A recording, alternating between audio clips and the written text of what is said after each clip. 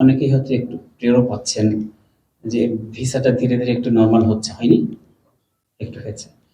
আ যেমন আমরা এখন দেখছি যে আমাদের জনতা ব্যাংক, ইসলামী ব্যাংকের কর্মকর্তাবৃন্দ এখানে এসেছেন।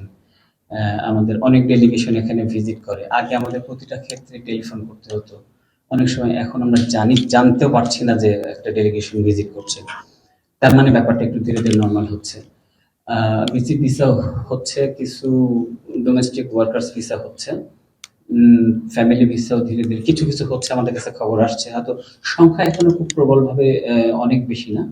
কিন্তু হচ্ছে। আমরা আশা করছি যে এটি গ্র্যাজুয়ালি অ্যা আমাদের জন্য আরো ওপেন হয়ে যাবে। আমি এই দুবাইতেই গত রমজানে একটা ইফতারের মাহফিলে আপনাদের মধ্যে একটা কথা বলেছিলাম।